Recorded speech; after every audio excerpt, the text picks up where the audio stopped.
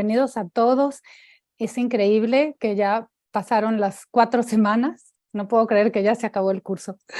Bueno, pues buenas noches a todos, de verdad, y bienvenidos a esta cuarta y última clase de la conquista espiritual de la Nueva España. Voy a compartir pantalla para ustedes.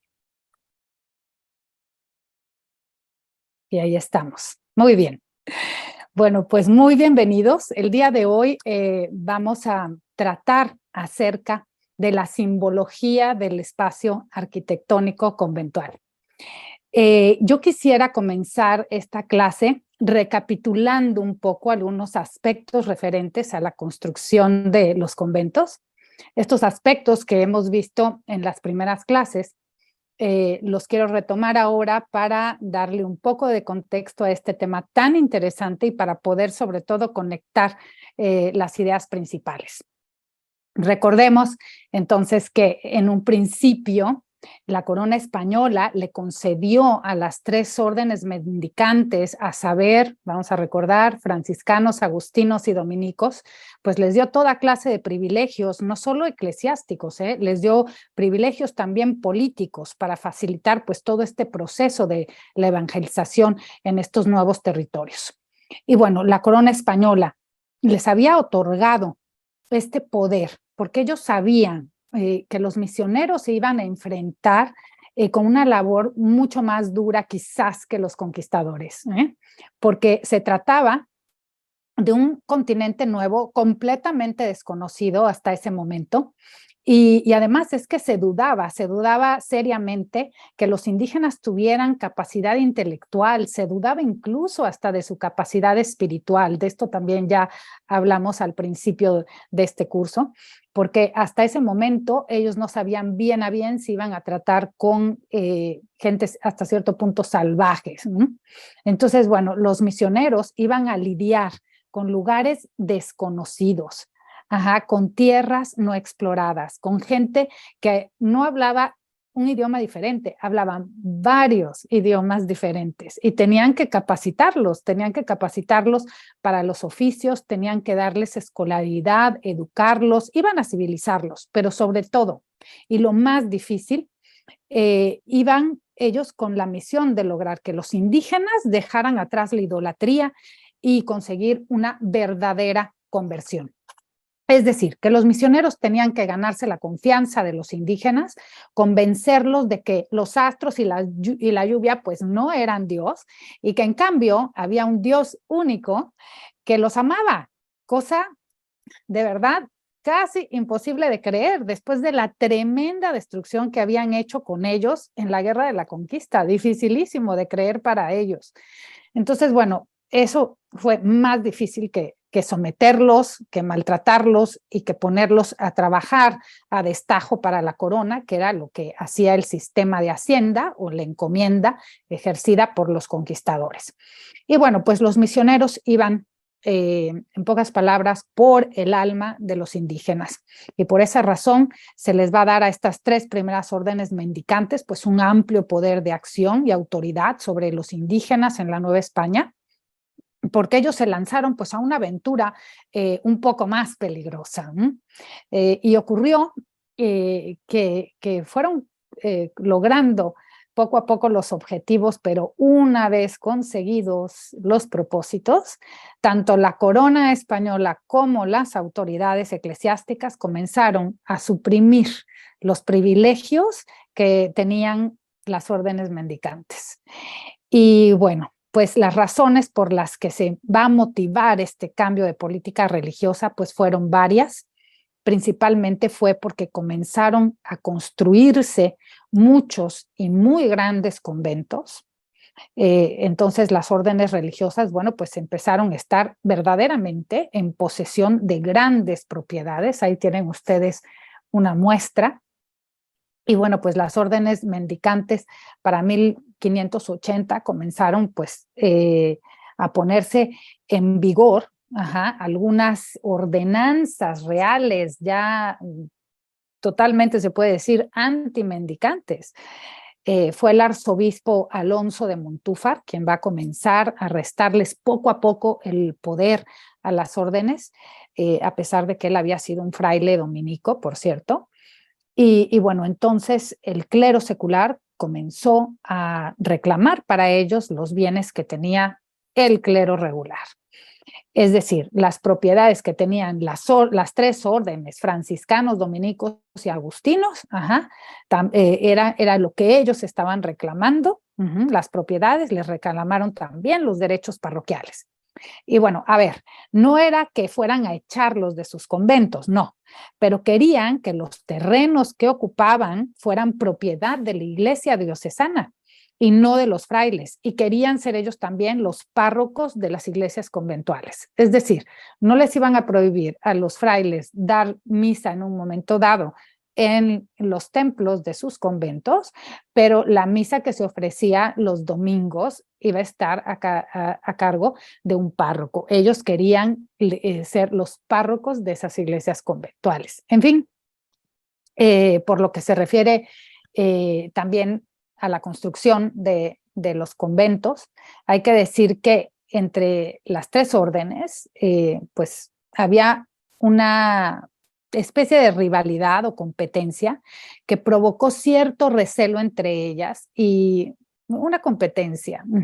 Y la manera de probar cuál de las tres órdenes era la más importante en la Nueva España era precisamente la materialización de los conventos, es decir, la construcción de los conventos, y entonces ellos empezaron a competir a través de la construcción. Cada vez los hacían de mayor tamaño y más belleza, ¿no? Cada vez más grandes, cada vez más hermosos.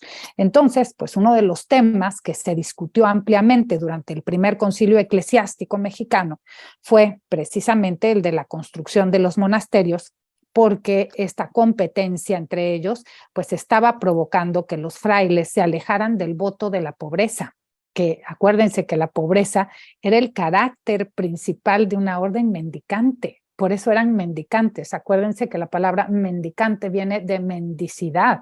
Ellos vivían de la limosna que le daban los fieles y la corona española.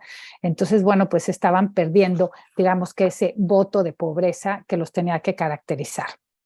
Y bueno, pues además hay que decir que para construir semejantes conventos tenían a su disposición, dicen las crónicas, hasta 500 indígenas trabajando en la construcción de los conventos, lo cual, bueno, pues eso le restaba trabajadores a la encomienda. ¿Se dan cuenta del problema? Entonces, pues por eso las autoridades civiles estaban muy molestas. Además, hay que decirlo también, los frailes lucharon porque los indígenas no pagaran el diezmo, porque ellos discutían que ya hacían los indígenas bastante trabajo para ellos, y además defendían que aquellos que trabajaban en la construcción de los conventos tuvieran sueldo por su trabajo. Entonces, bueno, pues esto no les estaba gustando ya nada. Y porque además, ¿de dónde salía el sueldo que los frailes iban a pagar a sus indígenas? Bueno, pues de la limosna que principalmente daba la corona, ¿no? Entonces, de plano no les estaba conveniendo, no les convenía a los encomenderos que querían usar a los indios para su provecho personal, trabajando en sus tierras y construcciones sin pagarles sueldo. Entonces, bueno, para las autoridades civiles, los frailes estaban dándole demasiado poder a los indígenas, porque no solo los estaban educando, un poder importantísimo es la educación, no solo los estaban educando, sino que estaban reclamando sueldos para ellos por su trabajo. En fin, la verdad es que fue un tema bastante controvertido, muy complejo, porque el clero secular tampoco estaba de acuerdo con la autoridad civil en el maltrato a los indígenas, pero tenían que mediar. Entonces, en la época del virrey Antonio de Mendoza, él estableció acuerdos pertinentes con los provinciales de las tres órdenes, y de estos acuerdos se va a derivar un reglamento conocido como la traza moderada. Y esta traza moderada era precisamente, como lo dice el nombre, para controlar los excesos en las construcciones conventuales. Y pues fíjense que hay unos datos muy interesantes que nos proporciona el historiador Robert Ricard. Él dice que, digo, esto es para que se den una idea cómo estaba el asunto. Él dice que más o menos para el año entre 1559 y 1560, los franciscanos ya tenían 80 conventos. ¿Y cuántos franciscanos había en todo el territorio de la Nueva España? Bueno, pues había 380 frailes. Eso es algo que él investigó. Los dominicos tenían 40 conventos, pero ellos nada más eran 210 frailes. Y los agustinos tenían también 40 conventos y ellos eran 212 frailes. Entonces, bueno, este informe pues indica clarísimamente que los conventos que habían construido pues excedieron por mucho las necesidades de una vida comunitaria conventual, ¿verdad? Porque, a ver, si los franciscanos tenían en esos años, entre 1559 y 1560, ya tenían 80 conventos y eran 380 frailes, pues lo dividamos, estamos hablando de que en cada convento había 4 frailes, 4.75. Estamos hablando de que en esos 80 conventos, en la mayoría habían 4 frailes y en algunos habían 5, imagínense. Y lo mismo con las otras órdenes, ¿no? Habían también, o sea, 40 conventos y 210 frailes, bueno, pues en cada convento habían 5 frailes y en algunos 6, ¿no? Entonces, en este sentido, pues sí, estaban un poco excedidos, sobre todo con las dimensiones del área conventual. Entonces, bueno, la traza moderada se dio precisamente para ponerlos un poco el límite, sobre todo en la extensión de la parte conventual. Y bueno, pues les voy a comentar cómo era la traza moderada. Esta traza moderada dice literal que, voy a citar, de 3 partes se constituye el templo. Un gran patio al frente, el templo y el monasterio. Dentro del gran patio debe situarse el camposanto. A ver, aquí lo tenemos.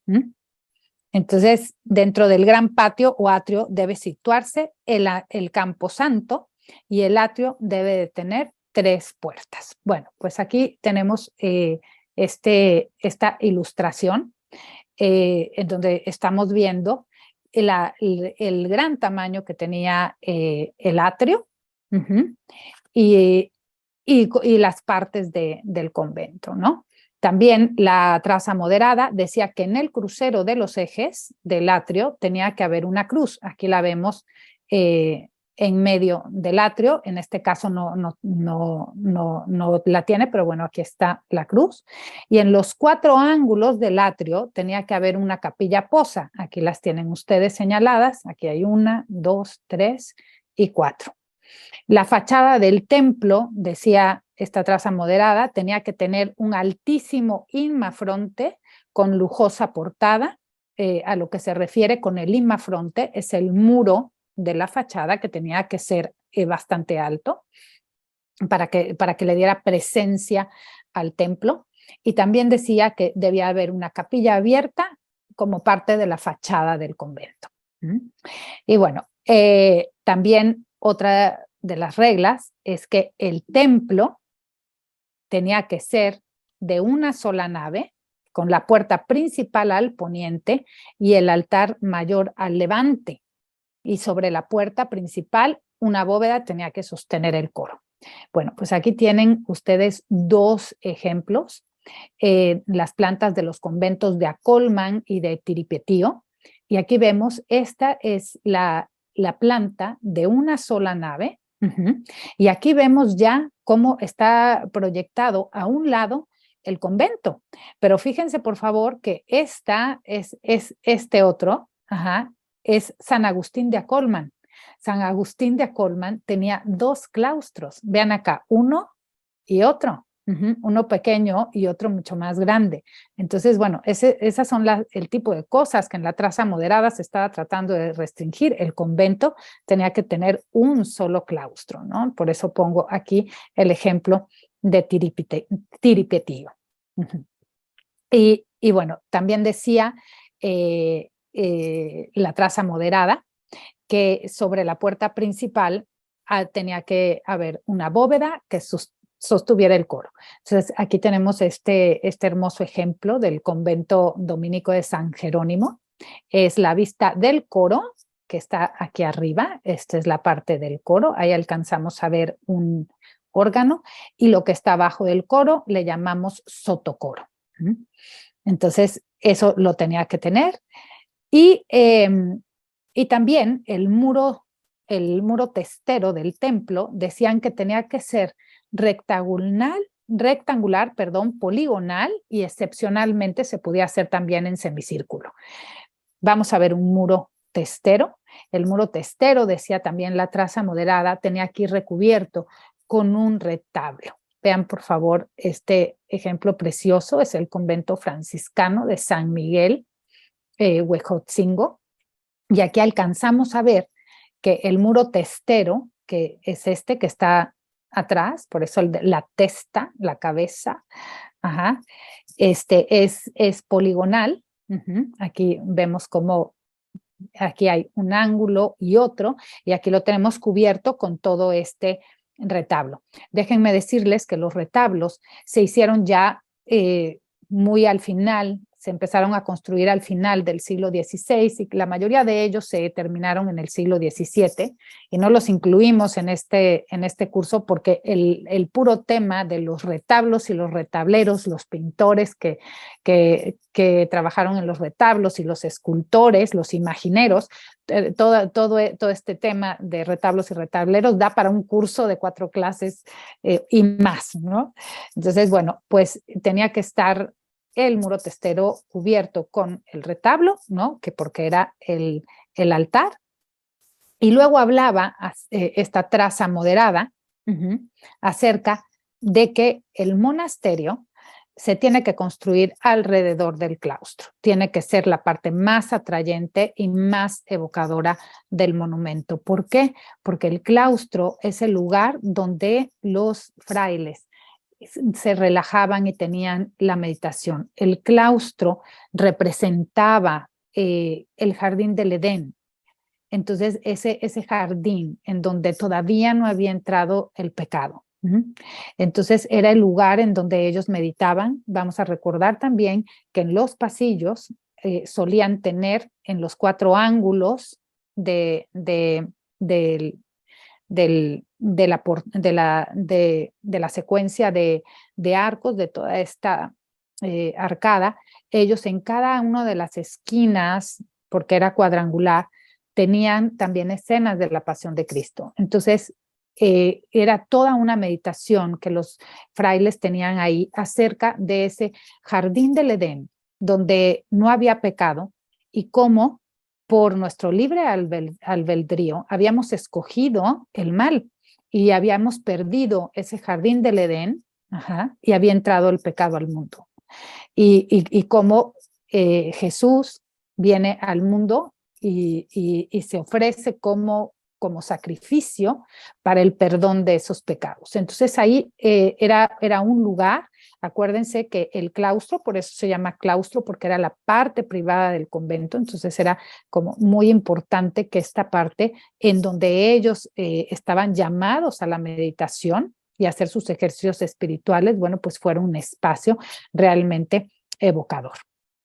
Y bueno, pues alrededor del claustro bajo se disponían, les voy a mostrar esto, el plano. Alrededor del claustro bajo se tienen que disponer las oficinas necesarias para la vida monástica. Estamos hablando de la sala de profundis, el refectorio es el comedor, la cocina, las bodegas y las bodegas donde almacenaban comida, pero también en la parte de atrás un lugar en donde normalmente tenían animales de granja. Entonces aquí tienen el claustro bajo. Este es el templo de una sola nave.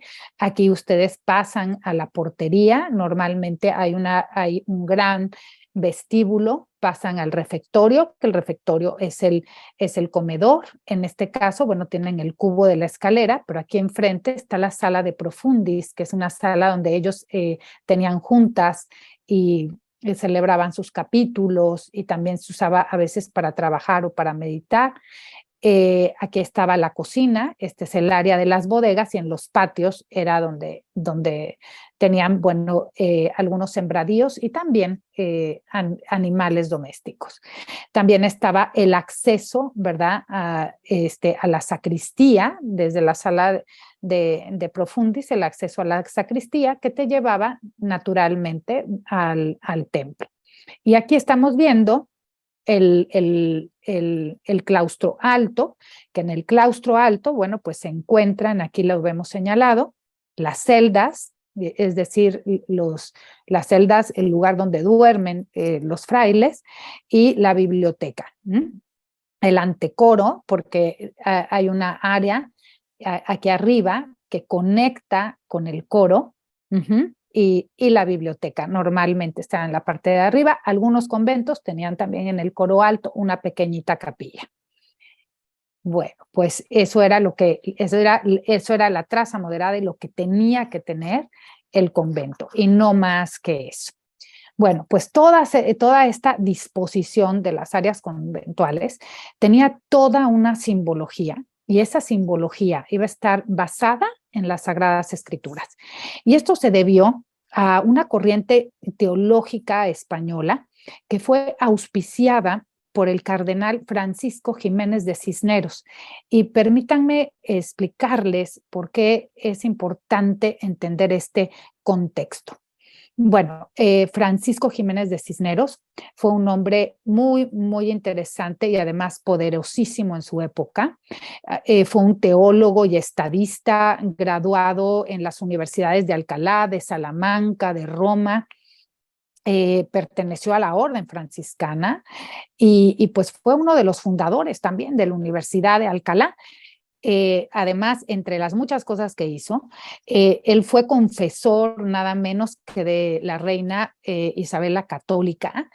Escribió muchos libros, pero el libro más importante que escribió fue la Biblia Políglota, y fue pues además regente del reino cuando murió Isabel la Católica. De hecho, fue 2 veces regente del reino mientras Carlos V llegaba al poder. Estaba tratando de evitar que Felipe el Hermoso, esposo de Juana, a la que llamaban loca, hija de los reyes católicos, viniera a ocupar el lugar,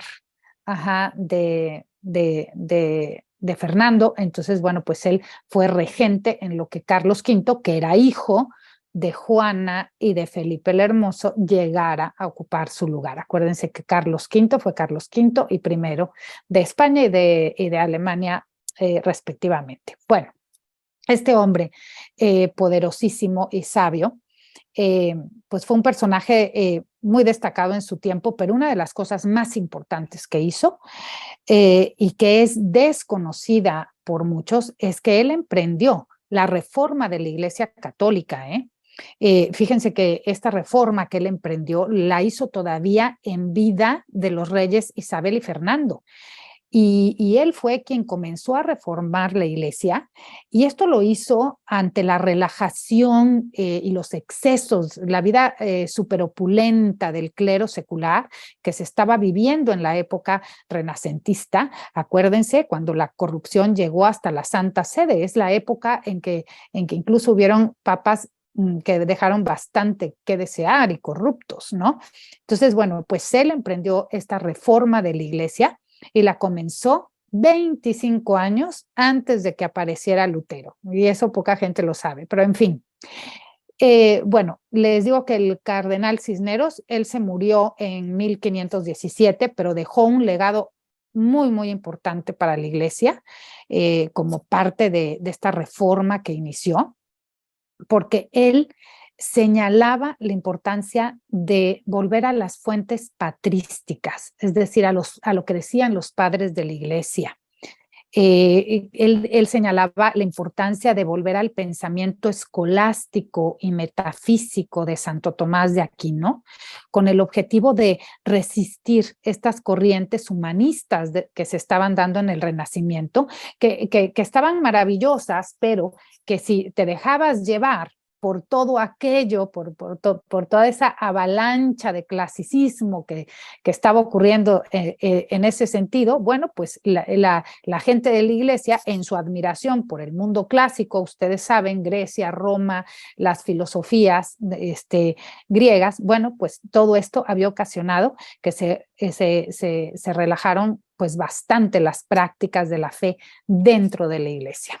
Entonces, bueno, pues esta corriente teológica auspiciada por el cardenal Cisneros tenía pues una raigambre bien profunda de tipo medievalista. ¿Por qué? Porque volvía hacia las Sagradas Escrituras y volvía hacia la patrística, lo que decían los primeros padres de la Iglesia, con el fin de fomentar la vivencia religiosa de los fieles y sobre todo para regresar al clero secular, bueno, a un orden, ¿verdad? Y a un orden y a una vivencia más austera de la cristiandad y que fueran ejemplo para todos los fieles.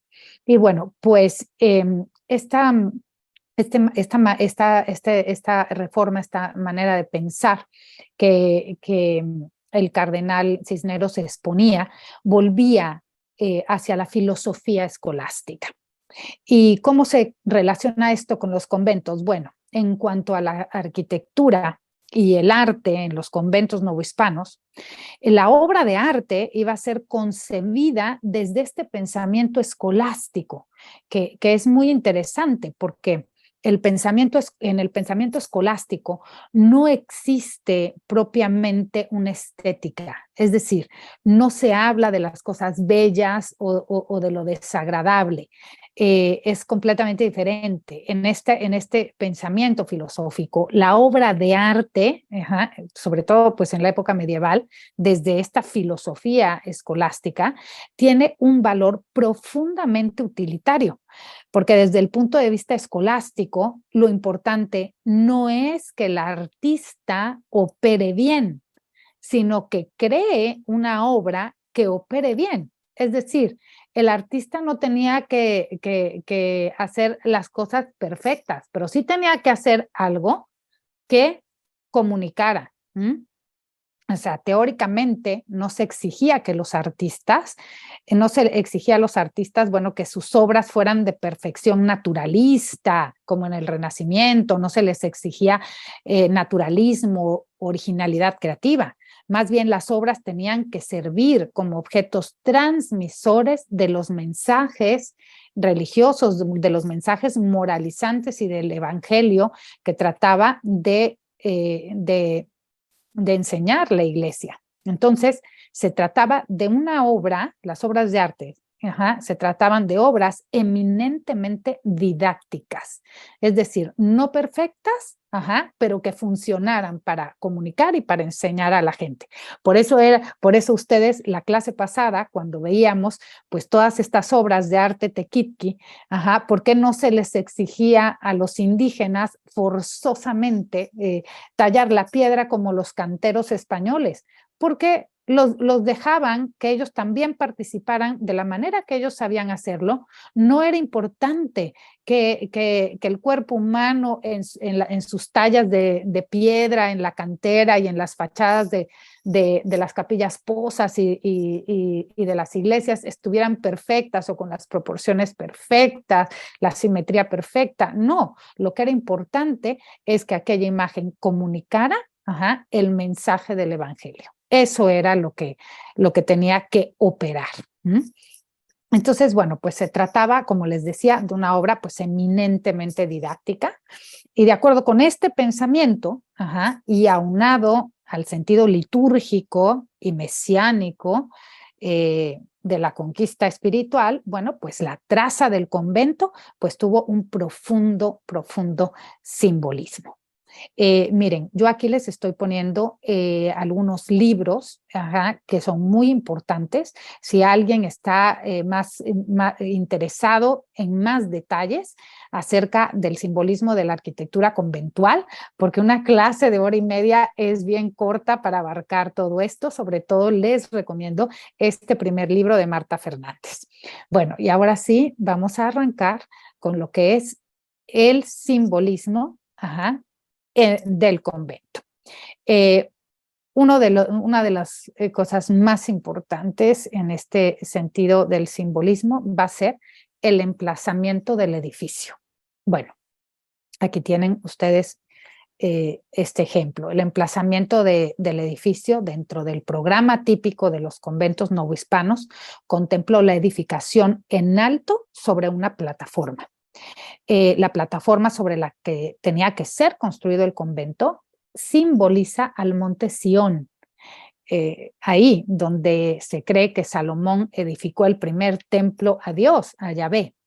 Entonces, bueno, pues la mayoría de los conventos novohispanos van a estar sobre una plataforma, y estas plataformas la mayoría de ellas fueron prehispánicas. Entonces, fíjense en esta fotografía que tienen aquí del convento de Santo Domingo de Yanguitlán en Oaxaca, porque aquí es clarísimo, lo voy a señalar con el cursor. Vean, por favor, cómo está hecha sobre el basamento de una pirámide. Esto era una pirámide de talud y tablero que seguramente ellos desgastaron y reutilizaron la piedra para la construcción del convento. Y aquí lo tenemos, pues, todo el complejo conventual subido en esto que tuvo que haber sido pues una base piramidal pues enorme, ¿no? Para que cupiera todo esto. Y este asunto de poner el convento en alto, pues muy importante era porque de alguna manera ellos tenían, igual que los indígenas, al ver sus pirámides volteaban para arriba porque sus pirámides tenían este sentido religioso. Bueno, pues ellos también, los frailes, querían que también el templo de Dios se viera para arriba. Tuvo que haber sido terrible para los indígenas desgastar una pirámide que seguramente celebraba a alguno de sus dioses para usar esa misma piedra y construir este nuevo recinto para una religión que ellos desconocían todavía. Entonces, digo, fue muy fuerte, porque así también lo podemos ver en la Catedral Metropolitana en México. Pues tenemos el Templo Mayor debajo y obviamente pues se utilizó toda la piedra de la pirámide para construir la catedral, y así se hizo en todos los casos. Entonces, pues de alguna manera, bueno, no de alguna manera, fue realmente pues algo bastante rudo, este asunto de desbaratarles su templo, que es como que simboliza la destrucción de esa creencia, la destrucción de la idolatría para sobreponer el edificio al Dios verdadero, decían ellos. Bueno, y ahora otra cosa que era importante en la simbología del convento era la orientación del templo. Y miren, la orientación de los templos definitivamente pues es litúrgica, oriente-poniente. La portada principal de la iglesia al oriente, por donde sale el sol, de acuerdo con las disposiciones vigentes desde la época constantina en el siglo IV. Y también aquí se señala otro acceso, que es la puerta lateral o la porciúncula, que simboliza el paso de los infieles convertidos a Occidente. Bueno, aquí tienen también este dibujo, donde tenemos todas las partes del convento, la cruz, el atrio, las capillas posas, aquí señaladas, la cruz atrial, los accesos que tenía el atrio, la capilla abierta con la portería, el claustro, un solo patio dentro del claustro, el templo de una sola nave, y de este lado, la puerta porciúncula o la puerta norte. Y bueno, la porciúncula es esta puerta, la vamos a encontrar en los conventos franciscanos, porque la porciúncula, la palabra porciúncula quiere decir pequeña porción de tierra. Y fue pues realmente una pequeña capilla que estaba cerca de Asís, donde San Francisco se convirtió y fundó la orden de los frailes menores, mejor conocida, ya sabemos, como los franciscanos, y esto ocurrió en el año de 1209. Y bueno, pues esa pequeña porción, esa pequeña propiedad, San Francisco la recibió de los benedictinos, que se la donaron para fundar su primera comunidad. Y bueno, pues en esa capilla llamada la porciúncula, también recibió el hábito Santa Clara, se lo impuso San Francisco para fundar la orden femenina de las clarisas, así que pues es un lugar muy significativo, pero lo más importante es que San Francisco tuvo ahí en la porciúncula una visión. Se dice que ya estaba fundada la comunidad allá por el año de 1216 más o menos. Se dice que el mismo Jesús se le apareció a Francisco, que se estaba mortificando, porque Francisco solía sufrir mucho, porque él decía que en su juventud había sido muy dado a las fiestas, mujeriego, había sido soldado, había ido a las guerras, en fin. Entonces siempre solía mortificarse mucho y pedir perdón por los pecados del pasado. Y un día estando en la porciúncula haciendo, estaba haciendo oración, pero sobre todo una oración de perdón. Se le aparece Jesús y le dice, tus pecados están perdonados. Francisco, tus pecados ya quedan perdonados. Y en esa visión, Francisco vio a Jesús, pero también vio a su madre, a la Virgen María. Y entonces cuenta la crónica que Jesús le pregunta, Francisco, tus pecados han sido perdonados, pero dime qué deseas, porque pues estás aquí pidiendo perdón, o pídeme otra cosa, ¿no? Entonces Francisco le responde que él lo que quería era el perdón de todos los pecadores, ¿no? Entonces le dice, si los pecadores vienen aquí, a esta capilla, ¿no? A la porciúncula, verdaderamente confesados y arrepentidos, que se les perdonen los pecados de la vida pasada. Entonces cuenta la historia que Jesús le concede este deseo, y entonces, bueno, pues la capilla porciúncula fue el lugar donde Francisco recibe con esta visión la indulgencia o el perdón mismo de Dios, el perdón para él y el perdón para todos los que vayan allá arrepentidos.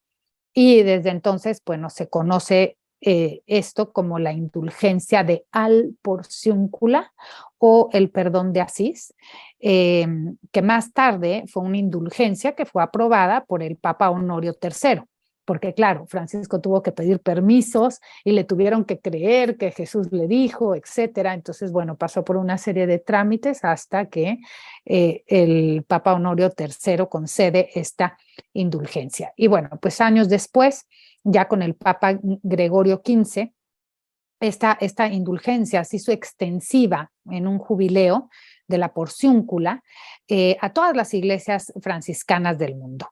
Entonces, esta puerta porciúncula es la puerta del perdón, que representa a la capilla esta donde Francisco tuvo la visión y que se añadió a los conventos franciscanos para que todos pudieran recibir este perdón, pasando por la puerta de la porciúncula sin tener que ir hasta la porciúncula a Italia. Entonces, bueno, la porciúncula se abre una vez al año, el día 2 de agosto, y todos los que pasan por ella habiéndose confesado y verdaderamente arrepentidos, pues reciben el perdón de todos los pecados de su vida. Y el sentido de la porciúncula es muy interesante, porque también cuando ellos lograban que los indígenas se arrepintieran verdaderamente de sus pecados y tomaran el sacramento de la reconciliación o de la confesión, entonces los hacían pasar por la porciúncula para que Dios les perdonara todos los pecados del pasado. A los frailes les preocupaba mucho no nada más el hecho de la idolatría anterior, sino el hecho de que ellos hacían sacrificios humanos. Entonces, bueno, pues la porciúncula les iba a perdonar pues todos estos pecados anteriores. Y bueno, pues la capilla de la Porciúncula de San Francisco hoy en día pues se encuentra dentro de la iglesia de Santa María de los Ángeles, que sigue estando pues ahí, está cerca de Asís, y se convirtió pues en uno de los sitios más famosos de peregrinación en Europa. Ahora déjenme mostrarles otra cuestión que tiene un gran simbolismo. Miren, aquí tienen la vista lateral del convento de San Miguel Arcángel en Huejotzingo, que por cierto tiene una puerta porciúncula preciosa. Aquí la tienen, véanla. Y pasamos entonces a la cruz atrial.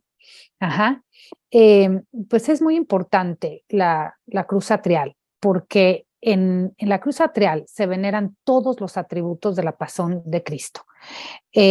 Normalmente, como ustedes pueden ver en esta cruz de este convento de San Mateo en Huichapan, Hidalgo, vean que está labrada, toda completamente está labrada con los elementos de la pasión de Cristo. Aquí arriba tiene el gallo que canta cuando Pedro lo niega 3 veces, tiene también la escalera que usaron para bajarlo de la cruz, tiene los flagelos y la columna sobre la cual lo golpearon, tiene también por ahí los clavos, la lanza, en fin, tiene todos los elementos de la pasión de Cristo, hasta la lanza con la esponja y el vinagre. Bueno, pues el sitio en donde se emplazó la cruz atrial también está asociado al punto en el paraíso donde crecía el árbol de la vida o la sabiduría. Permítanme que yo cite del Génesis, es el Génesis 2, el versículo 8 y el 9. Voy a citar este párrafo que dice que el Señor Dios plantó el jardín del Edén. Y cito para ustedes. Hizo brotar el árbol de la vida en medio del jardín y el árbol del conocimiento del bien y del mal. Cierro la cita. Bueno,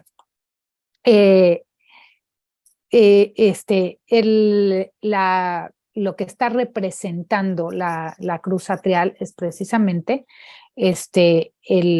una vez más, o sea, el atrio, tanto el atrio como el claustro, el patio del claustro, comparten este simbolismo que está relacionado con el jardín del Edén. Dentro del claustro, en este jardín, lo que hallamos es una fuente, ¿no? Normalmente dentro del claustro tenemos este jardín cuadrado precioso, normalmente con árboles frutales, que está haciendo referencia al jardín del Edén, y en la mayoría de los casos tenemos una fuente, que es la representación de Cristo como fuente de vida eterna. Y en el caso del atrio tenemos también este patio enorme. En muchos de los conventos solía ser un patio arbolado. Hoy día ya están, algunos de los conventos lo han pavimentado, otros han perdido la muralla que los rodea, en fin, pero solían ser los atrios pues muy largos, arbolados, y en medio, o sea, en medio de los cuadrantes, como lo dice la traza moderada, estaba ahí plantada la cruz. ¿Por qué? Pues porque en medio representaba, precisamente refiriéndose al jardín del Edén, representaba el árbol de la vida, el árbol de la vida. no el del conocimiento del bien y el mal. Ese es otro árbol. El árbol de la vida representa a Cristo, que es fuente de vida eterna. Y bueno, también el lugar de la cruz atrial corresponde al sitio reservado, al Cordero de la Nueva Jerusalén. ¿De qué estoy hablando? También el atrio era un lugar que se inspiró en el Apocalipsis de San Juan, ¿sí? Ustedes van a recordar que San Juan fue arrebatado en sueños por un ángel, y ese ángel se lo llevó al cielo y lo hizo ver la Jerusalén celeste, la ciudad de Dios. Entonces, todo el Apocalipsis te va relatando esta parte donde el ángel lo va llevando y lo hace visitar todos estos espacios en donde está Dios, la presencia de Dios en este sitio, que es la Jerusalén celeste, que es el lugar del Cordero. Y bueno, en la descripción de San Juan, en esta visión, voy a citar para ustedes, del Apocalipsis número 22, el versículo 2, y cito: Después el ángel me mostró un río de agua de vida, claro como el cristal, que brotaba del trono de Dios y del Cordero en medio de la plaza de la ciudad. Entonces, lo que representa la cruz en medio de los cuadrantes del atrio es precisamente es precisamente el lugar donde estaba el Cordero de Dios en medio de la ciudad santa que vio San Juan, y entonces aquí representado como el Cordero Pascual. Entonces, de tal forma que bueno, en el centro del compás del atrio representa el lugar, de alguna manera, la fuente de vida, como en el Génesis, ese árbol de la vida y de la sabiduría del Génesis, y del Apocalipsis, el lugar en donde se sitúa el Cordero Pascual, que es Cristo, que fue sacrificado en la cruz. Y bueno, nos referimos, nada más como para que ustedes sepan esta relación del Cordero, nos referimos a Cristo como Cordero Pascual en virtud de aquel Cordero del Antiguo Testamento que fue sacrificado como pacto entre el pueblo judío y Dios, cuando recuerden que Dios sacó a los judíos de la esclavitud en Egipto. Por eso los judíos en sus fiestas ofrecían sacrificios de corderos como expiación para el perdón de sus pecados. Este sacrificio de corderos era un ritual de purificación. Ellos pensaban que ofreciendo sus mejores corderos, la sangre de sus corderos, absteniéndose de comérselos y ofreciendo su sangre, se les iban a perdonar los pecados. Pero Dios dijo: no quiero sacrificios, quiero misericordia.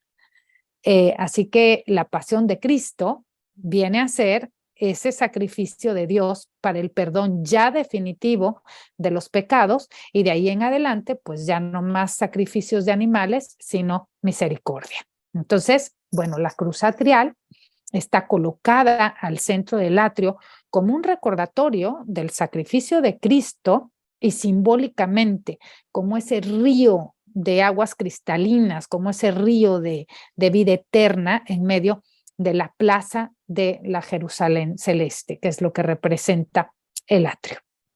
Bueno, ahora vamos a ver el atrio propiamente.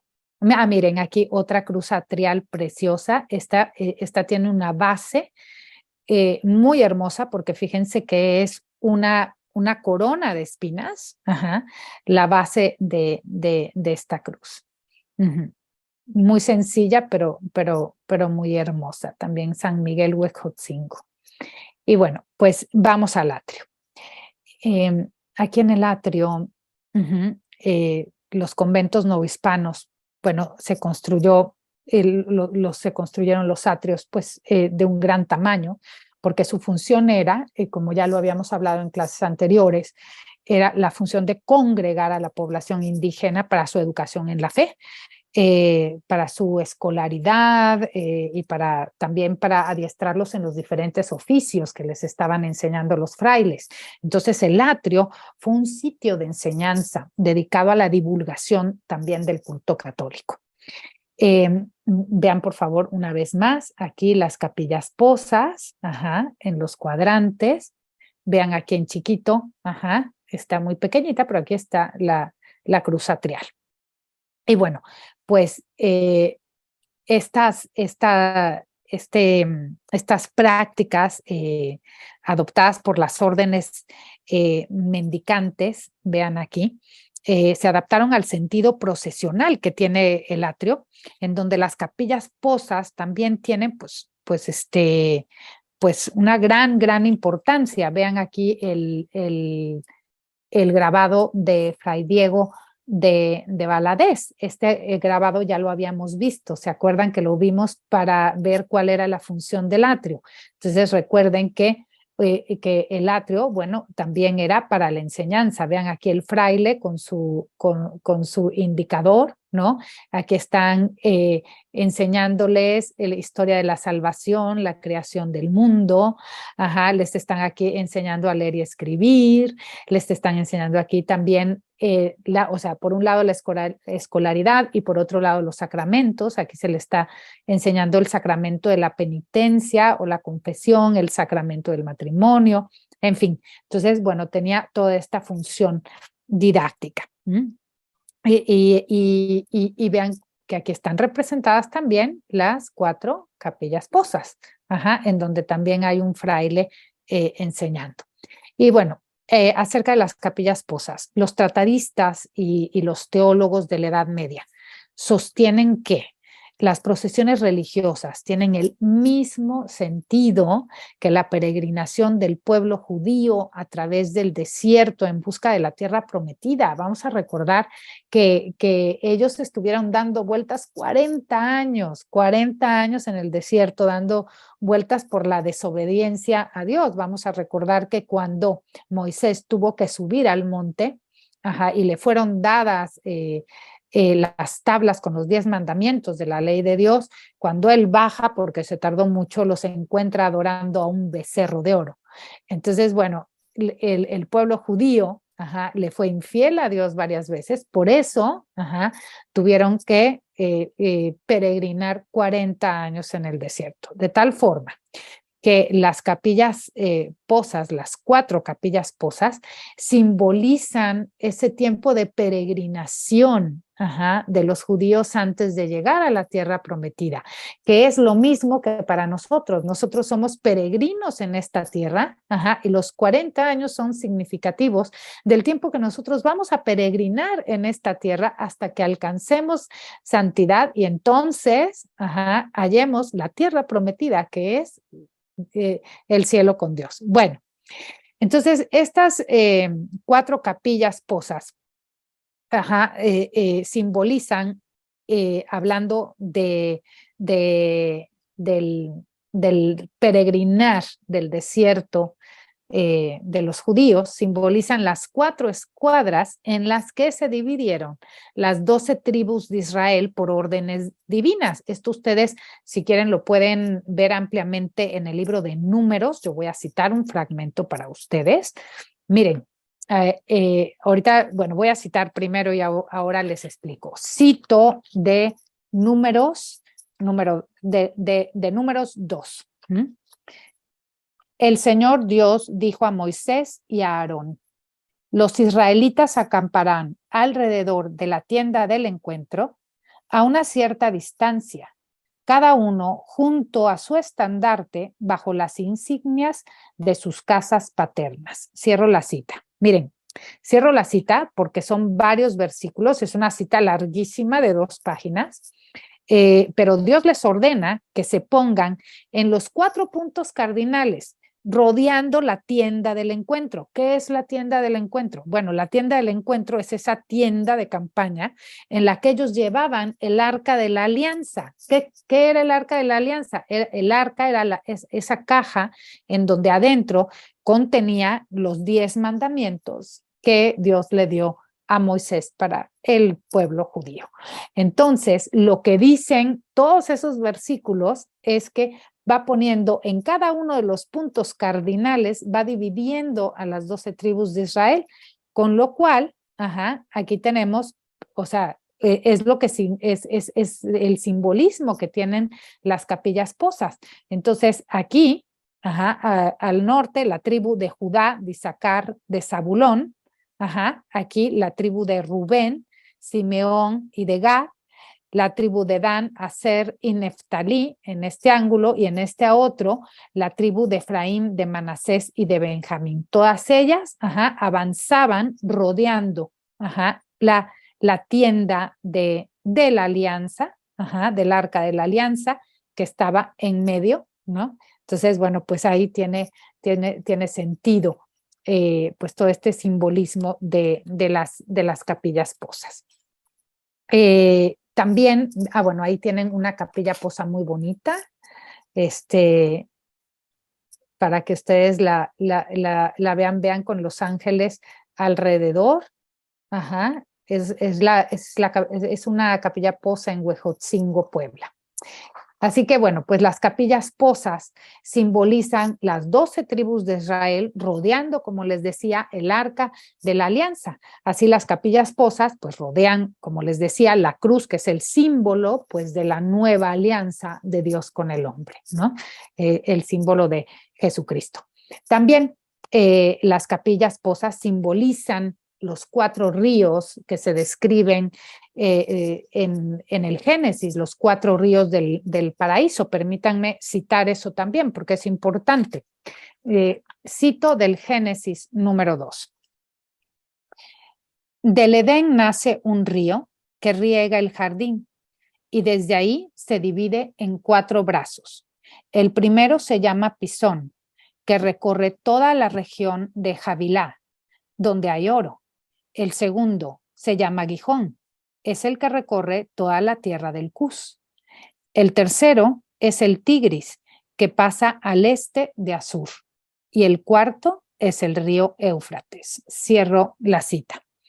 Y bueno, pues lo que estamos viendo cuando leemos el Génesis, ya nos damos cuenta que Dios plantó el jardín del Edén en Mesopotamia, porque está hablando del río Tigris y Éufrates, que son los más grandes. Mesopotamia quiere decir tierra entre 2 ríos, y como los ríos, el Tigris y el Éufrates son los más anchos, son los navegables, por eso entre 2 ríos, ¿no? Entonces, bueno, el jardín del Edén estaba en Mesopotamia, bien interesante. Bueno, pues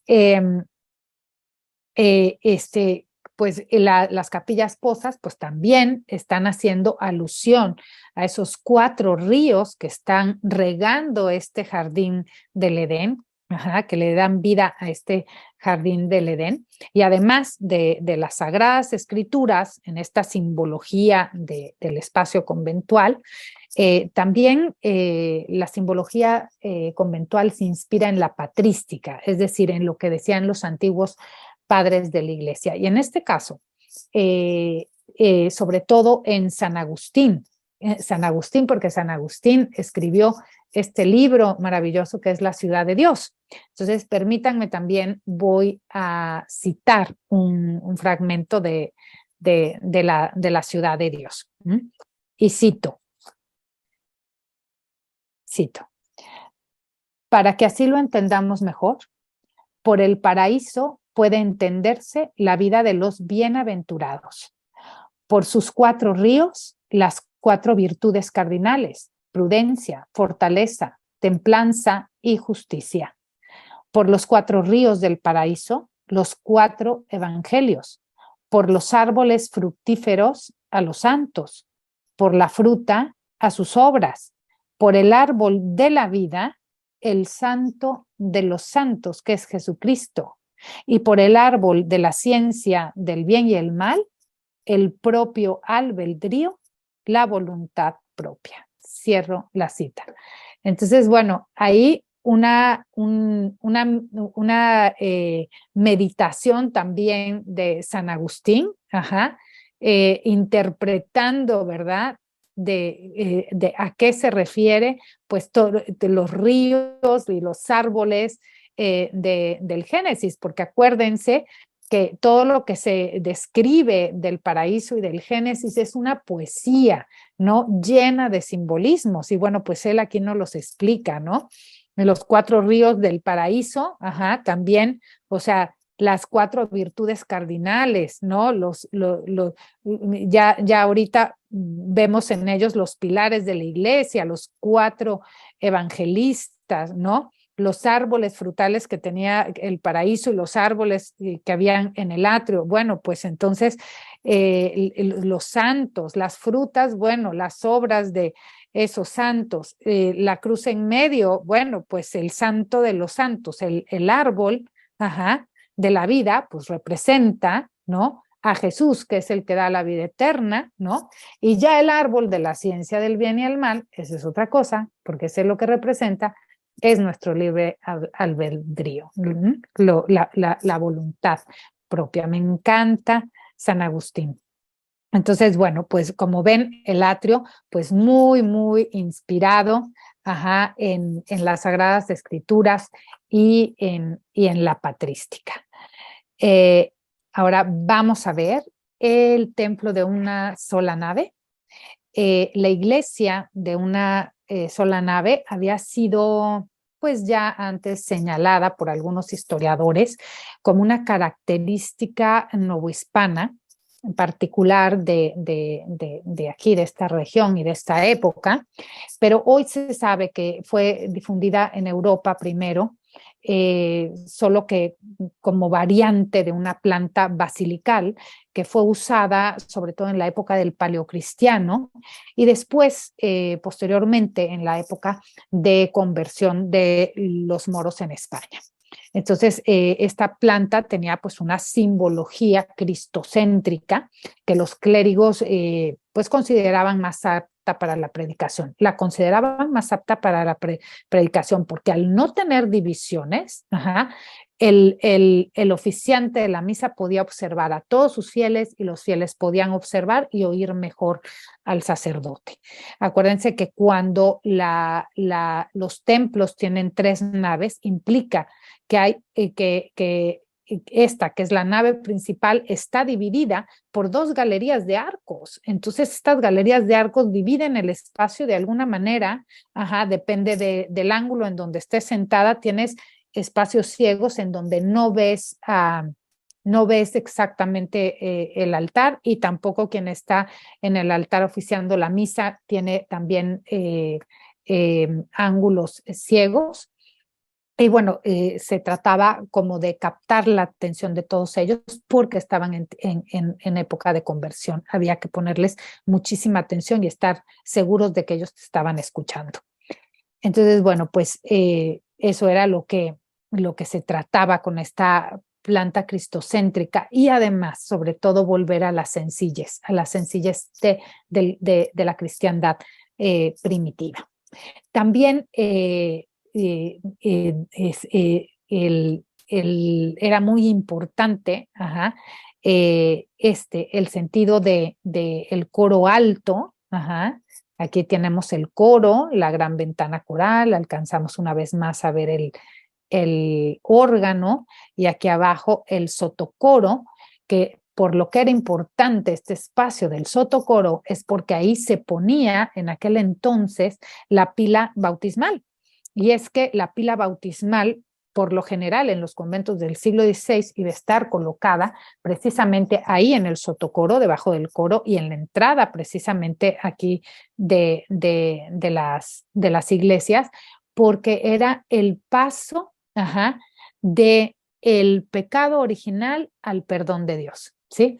Entonces el bautismo era muy importante, por eso se recibía a todos los que iban a ser bautizados y a los niños en la entrada de la iglesia para que se les borrara el pecado original y pudieran pasar al lugar santo, ya sin el pecado original borrado con ese sacramento. Por eso la pila bautismal tenía que estar en el sotocoro, o sea, en la parte inferior del coro.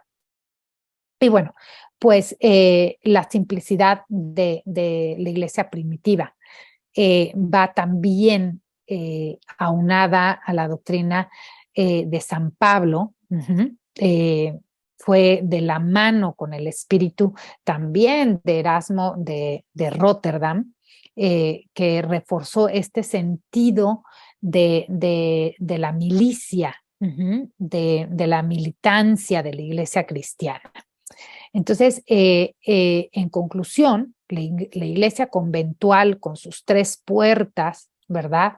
Una al atrio, otra a la sacristía, la puerta porciúncula y además la traza de una sola nave, lo que está haciendo es que rememora el templo bíblico en su división tripartita y en la orientación. Miren, lo que tienen ustedes ahora en la pantalla es una reconstrucción arqueológica del templo bíblico de Jerusalén, del templo aquel que construyó Salomón, porque en la Biblia está toda la descripción de cómo era el templo, aunque nunca ha sido encontrado, ¿verdad? Pero está la descripción. Entonces, esta es una reconstrucción conforme las fuentes bíblicas de lo que pudo haber sido el templo de Salomón. Entonces, el convento lo que está haciendo es precisamente, ¿verdad? Rememora completamente el templo bíblico. Y es que vean ustedes, aquí está la portada de ese templo salomónico, del templo bíblico, y también los atrios en los conventos tienen una gran portería. Vean por favor cómo está completamente todo amurallado. Amurallado también están todos los atrios de los conventos. Vean este espacio de ofrendas que había aquí. Es muy bien señalado. Por eso se dejan ahí las 4 capillas posas, todo este espacio. Entonces, sería como el atrio. Aquí también era un atrio. Y ya aquí está la entrada a propiamente lo que es el templo. Y el templo también era de una sola nave. Y lo que no podemos ver aquí es la parte posterior del templo. En la otra parte se le suele llamar opistodomus. Opistodomus era, era la parte privada de los templos griegos, la parte posterior del templo. En el caso del templo bíblico de Salomón, es donde se dice que está en un lugar privado el Santísimo, el Santo de los Santos. Entonces ahí estaba resguardado con una cortina, el Arca de la Alianza, que como ya decíamos antes, esa arca es la que contiene los 10 mandamientos de la ley de Dios. Y había toda una parafernalia acompañando el arca, porque el arca se mandó a hacer con oro. Tenía que llevar 2 querubines encontrados uno con otro. Bueno, toda esa parte del Santísimo estaba cerrada y solamente podían entrar los sacerdotes. Entonces, lo que vemos aquí es que pues el convento está de alguna manera, rememora este templo bíblico en Jerusalén, ¿no? Con estas 3 partes que son las más importantes, que es el atrio, las 4 capillas posas, el templo de una sola nave y la parte privada donde está el Santísimo, que ya sería el altar de la iglesia. Entonces, bueno, pues todo el tiempo haciendo referencia, ¿verdad?, a las Sagradas Escrituras. También tenemos el pórtico del atrio. Aquí tienen ustedes este ejemplo muy bonito de Santa María Magdalena, está en Cuitzeo, Michoacán. Y bueno, pues las porterías de los atrios también parecen conmemorar el pórtico de Salomón, del templo de Jerusalén. En ocasiones vamos a encontrar porterías que tienen 3 arcos que también simbolizan la Trinidad, Dios Padre, Dios Hijo y Dios Espíritu Santo. Y acá les voy a mostrar este otro elemento que es el muro almenado. El muro almenado, pues que está rodeando al atrio, sugiere el sentido apocalíptico. Miren, esto está descrito en el Apocalipsis número 21. Vale la pena señalar que de acuerdo con los liturgistas medievales, tanto el atrio, como les decía hace un rato, tanto el atrio como el claustro comparten esta misma simbología. Si nosotros leemos el Apocalipsis número 21, vamos a encontrar que esa ciudad que el ángel le revela y le enseña a San Juan en esta visión, pues era una ciudad completamente amurallada, como protegida. Y por otra parte, aquí también el pensamiento de Erasmo de Rotterdam fue muy importante en la época y también influyó, porque miren, Erasmo de Rotterdam, él decía, monacatus non es pietas, es decir, que la vida contemplativa de los monjes carecía de valor religioso, si no se practicaban las virtudes de la vida activa. Entonces, que no nada más había que rezar, sino que había que trabajar mucho. Entonces, bueno, con ese ideal, Erasmo de Rotterdam en 1503 hizo imprimir para la gente común, es decir, para los laicos, su Enchiridion Militis Christiani, que es el manual del soldado de Cristo, donde él exponía pues la vacuidad de los ritos, la demasiada atención a la letra de la ley, como que era lo mismo que criticaba Jesús, de los doctores de la ley de su tiempo. Y bueno, decía Erasmo que de nada sirven los ayunos, las obras de penitencia, si no provienen verdaderamente de la caridad. Entonces, Erasmo muestra aquí su característico perfil religioso, tiene un desdén de todo este formalismo y rechaza la superstición y bueno, defiende mucho la religiosidad en espíritu y en verdad, ¿no?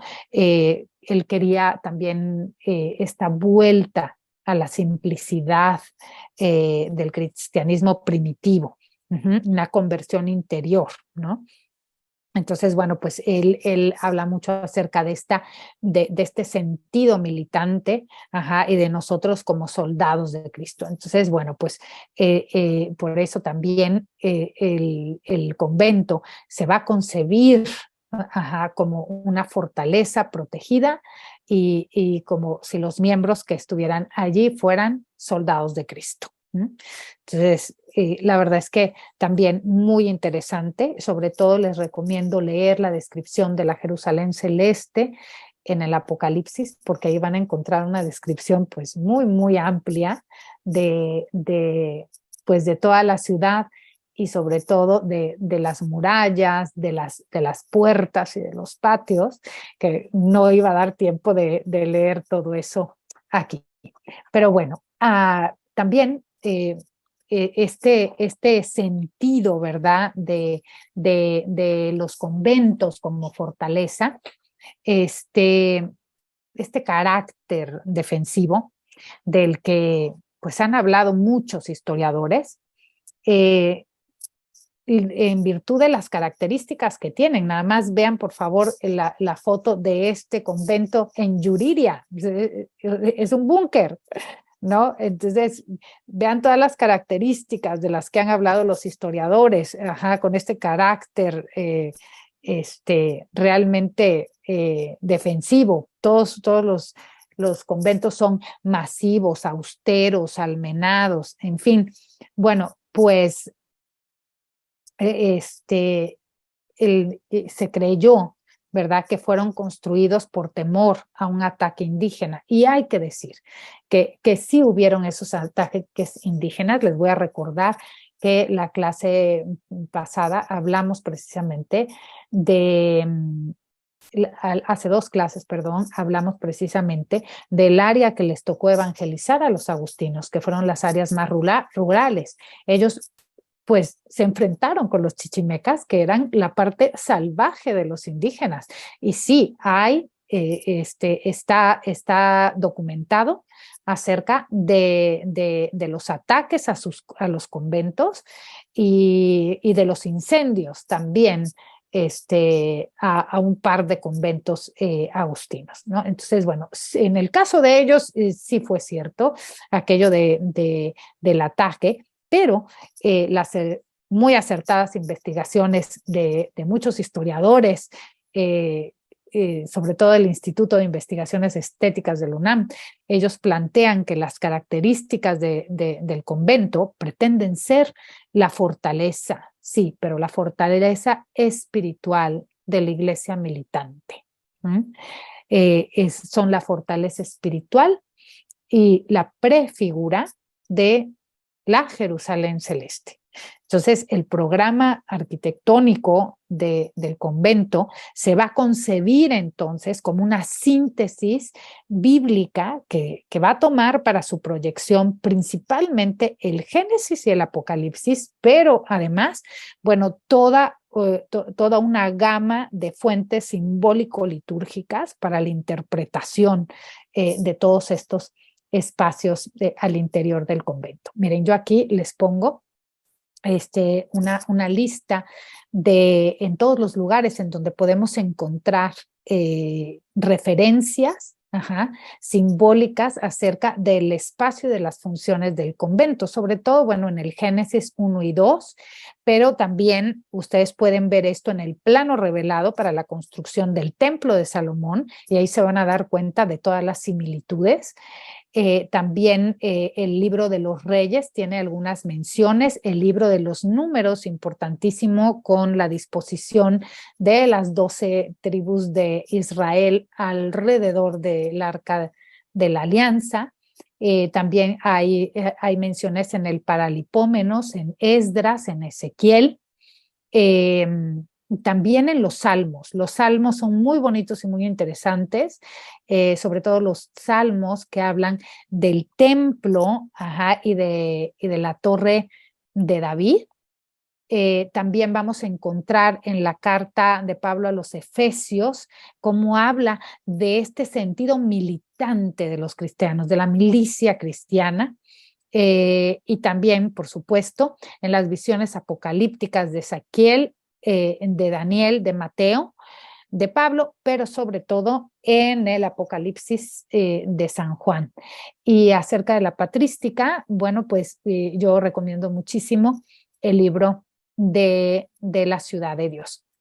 Y también el Cantar de los Cantares en la Biblia tiene partes simbólicas que están relacionadas con la construcción del convento. El Cantar de los Cantares, que es hermosísimo. Bueno, y pues uno de los fines principales, vamos a recordar la finalidad principal del apostolado de las órdenes mendicantes, pues fue la predicación, pero sobre todo de 2 cosas que para ellos eran fundamentales. Una, la pasión de Cristo y el juicio final. ¿Por qué? Porque la pasión de Cristo les enseñaba a ellos que este Dios que ellos están predicando fue un Dios hombre que sufrió y que era capaz de sufrir, igual que todos los sufrimientos que tenga un humano, no un Dios como los de ellos, que lejanos, ¿no? El sol, la lluvia, el viento, serpiente, pájaro, o sea, que eran dioses lejanos, que no sufrían, pero exigían sacrificios humanos, ¿no? Entonces aquí venía esta contrapartida, ¿no? La predicación de un Dios que es capaz de sufrir, por eso era tan importante la predicación de la pasión de Cristo, un Dios cercano que se hizo hombre para estar cerca y que puede sufrir y que sabe lo que es el sufrimiento humano. Y por otra parte, el juicio final, ¿por qué? Porque los frailes se apoyaban en la parte fea del juicio final, porque el juicio final también tiene una parte muy alegre donde los buenos van al cielo, pero sobre todo se les predicaba esta parte acerca de cómo todos aquellos que no habían merecido o que habían hecho el mal, pues iban a ser arrastrados a ese lugar donde había fuego eterno y el rechinar de los dientes, ¿no? Entonces, esas dos temas eran lo más importante para enseñar a los indígenas. Y bueno, los frailes se sentían verdaderos soldados de Cristo y de aquí parte, bueno, pues todo este espíritu de la milicia cristiana, de los que lucharon también en la guerra de las cruzadas, ¿no? Entonces los frailes tenían este mismo espíritu como los cruzados de luchar por ganar más gente para Dios. Y bueno, pues había un real espíritu de cruzada en la conquista de la Nueva España, pero esta vez no luchaban por la conquista de Tierra Santa, ¿verdad? De la Jerusalén terrestre, sino luchaban con ese anhelo de la Jerusalén celeste. Es decir, con el anhelo de alcanzar para ellos mismos, para los frailes y para los pobladores de este nuevo mundo, pues la gloria de Dios en el cielo. Porque fíjense que la conquista espiritual de la Nueva España fue tomada por la corona, pero sobre todo por las órdenes mendicantes como una verdadera cruzada. Por eso la arquitectura de sus conventos estuvo pletórica de simbolismos que evocan a la Jerusalén, a esa Jerusalén descrita en el Apocalipsis de San Juan, en los Salmos, que habla de los jardines del Edén en el Génesis y que no es otra cosa que la visión del cielo y de la gloria de Dios. Por eso decimos que la arquitectura conventual, el convento en su conjunto, es la prefigura de la Jerusalén celestial. Es decir, el convento es un pedacito de cielo en la tierra. Y bueno, pues se nos acaba el tiempo. Yo me quiero despedir de ustedes con una frase de San Agustín de Hipona, de su libro La ciudad de Dios, a propósito de los conventos y de la Jerusalén celeste. Entonces, cito del libro de La ciudad de Dios, del libro 13 y el capítulo 21, cito para ustedes. Dos amores han dado origen a dos ciudades. El amor de sí mismo hasta el desprecio de Dios originó la ciudad terrena, y el amor de Dios hasta el desprecio de sí originó la ciudad celestial. Cierro la cita. Muchísimas gracias por todo. Buenas noches.